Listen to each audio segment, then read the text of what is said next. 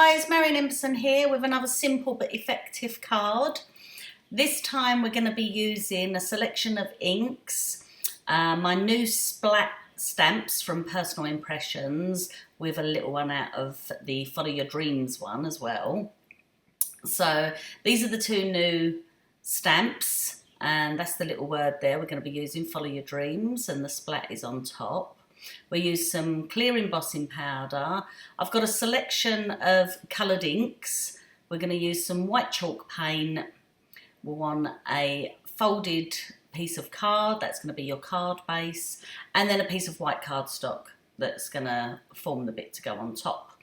So I'm just speeding this up for you, but it's going to be, we're just applying colour from those 4 different inks. I could use lots of different colours, it really doesn't matter. I could just use 2 if I wanted. But I'm going to just speed it through so as not to be boring. But basically, we're just filling in the whole piece of card. We don't want any white showing through. I just want to fill the whole thing in so that it's all covered with colour. And if you feel that you need to give a little bit extra colour, like I did on the pink there, then just go back in and add a bit more. It's not meant to look pretty. It just looks an absolute mess, to be honest, but that's what's good about it. It's all going to come to light, I promise.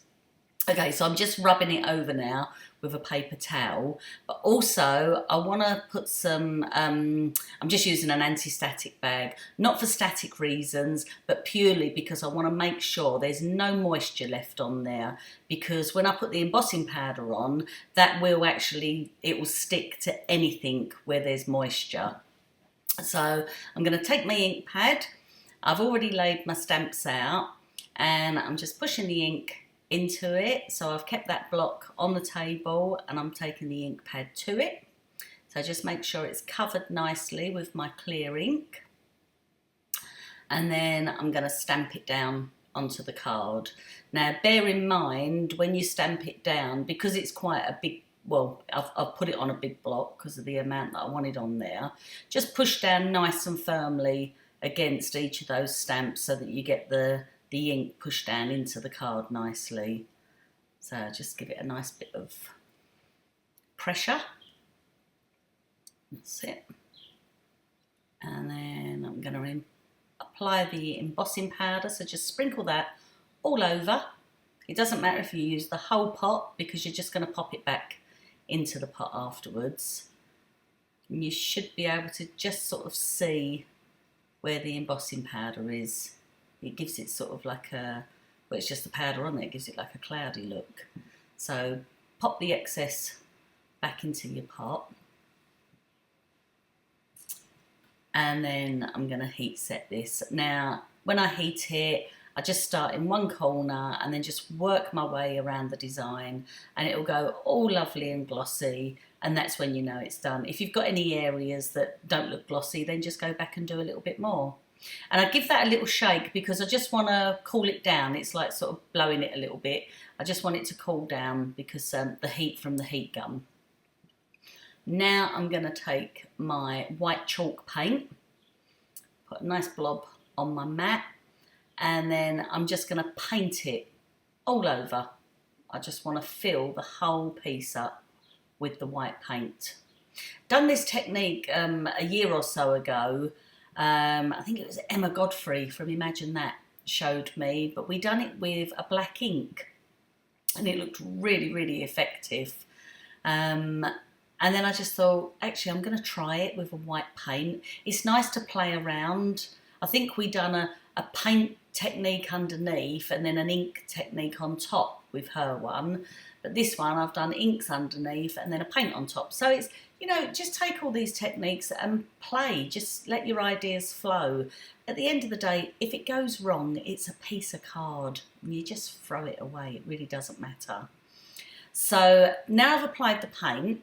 I don't want it to sit on there for too long because I don't want it to dry for too long. So what I'm going to do is take a baby wipe and just start patting and just rubbing gently. So I'm just taking away that paint in the areas where the embossing powder was. So it's resisting, it's actually resisting the paint.